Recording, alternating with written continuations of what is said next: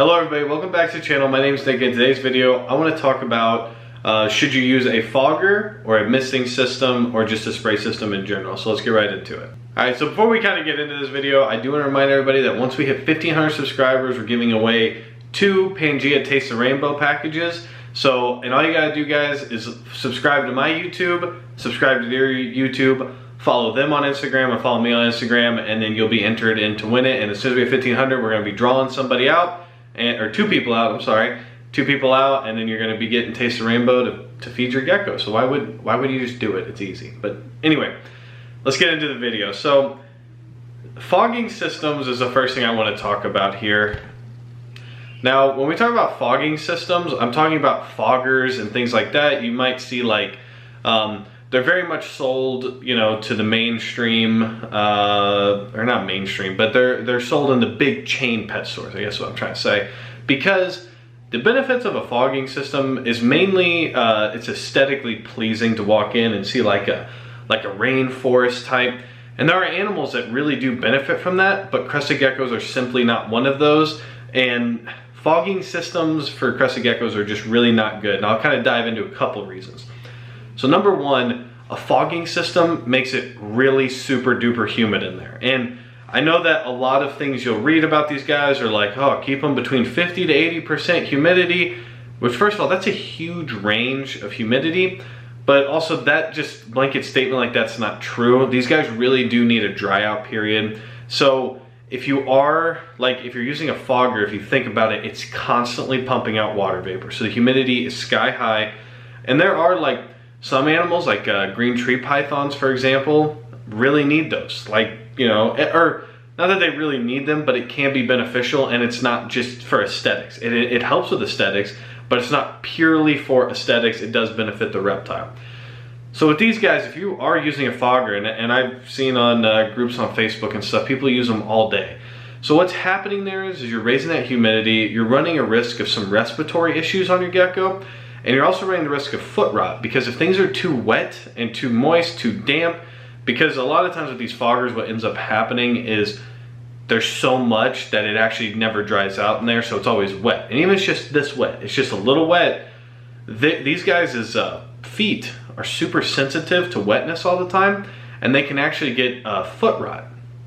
And you really don't want to deal with that. It's gross, it hurts them, it's hard to keep them properly if they do get foot rot, because now you need to dry it out and let that heal, but they also still need some moisture, some wetness to really thrive anyway. So foggers for crested geckos, unfortunately, are just really not necessary.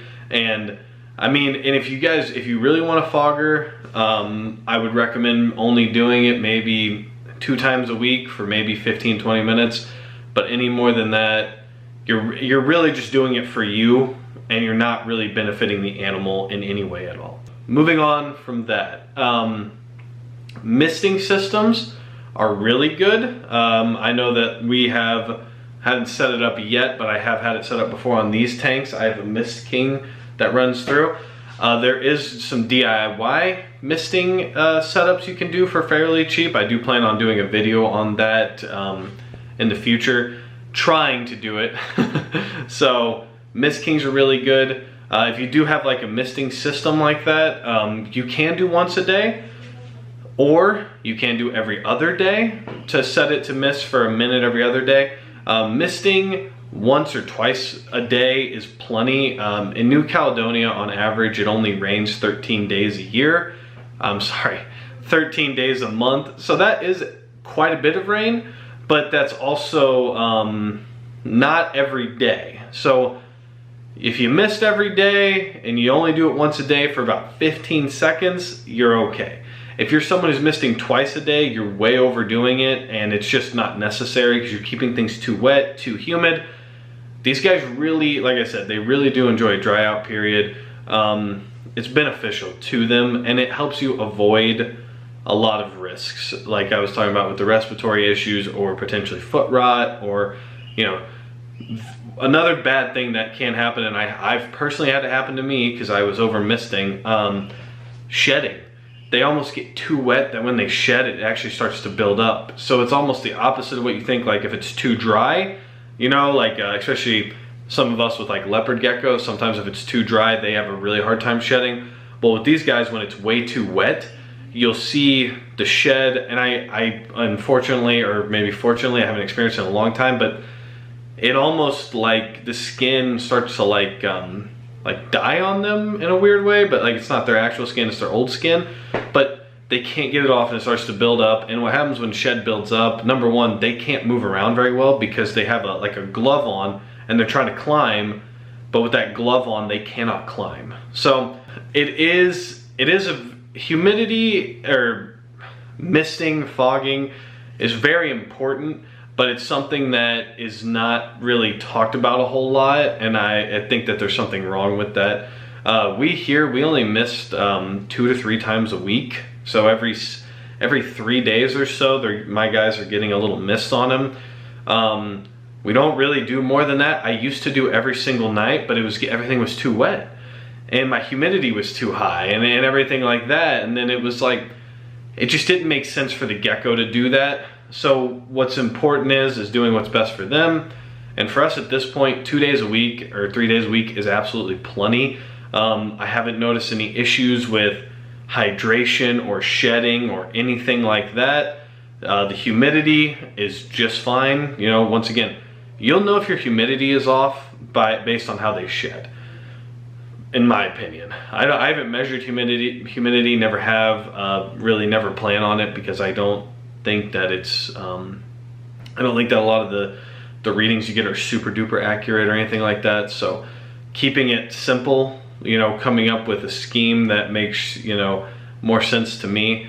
When we do set up the Mist King, we only mist the tanks for like 15 seconds at night, and that's it. Once again, when I was first into geckos, I was making a mistake. I bought a Mist King. I set it up to do 2 30-second mists a day. Way too much, just not necessary, not beneficial to the gecko. So something to just remember with that. You know, I do think that in the hobby we are told to over mist a lot, and we're told to, oh, here, you don't want to mist all the time? Well, they need a high humidity, so buy this fogger, set this fogger up. Oh, here's a DIY fogger. This is great, you don't have to do anything but fill it up. It's a bad idea, and really in the grand scheme of things, it's just not good for the gecko. It's just easier for the consumer or the owner of the gecko to care for them and think that they're doing right, but they're just not. You don't need to mist that much at all. The other thing too to kind of consider, and I should have said this earlier, a lot of this really depends on where you live and also the climate that your gecko is kept in a room.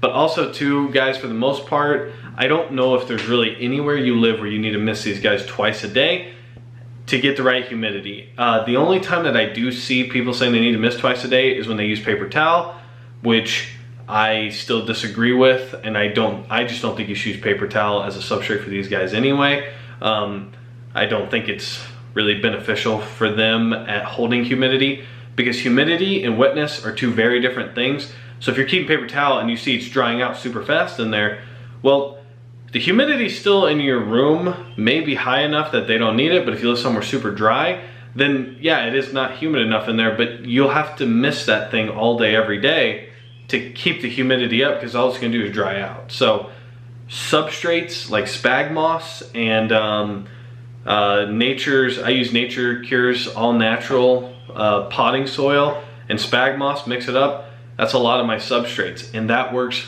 perfectly. It holds my humidity. I get it wet in there for them. It's mainly so that they can, you know, drink, and it's a good, like, it's just a good simulation of actual rain at that point. I'm not misting them to get their humidity up. I'm misting them to get the soil damp so that it continues with the humidity. But on top of that, it allows them to drink and things like this, to where, you know, their food though too is mixed with a lot of water in it, so they are drinking a lot of that when they are eating. So it's a balance to remember there, guys. Misting, I personally think we over mist, and we're told to over mist, but foggers on a whole really are not good for geckos. So I hope this video made sense, guys. Before we go, I do want to show off this little guy. Look at that nice little ink blotch. Probable female, looking fantastic. Super excited to work with her in a year or 2. So Anyway guys, that's gonna wrap up this video. If you did like it, give it a thumbs up, hit that subscribe button, and then until next time guys, stay safe and stay positive.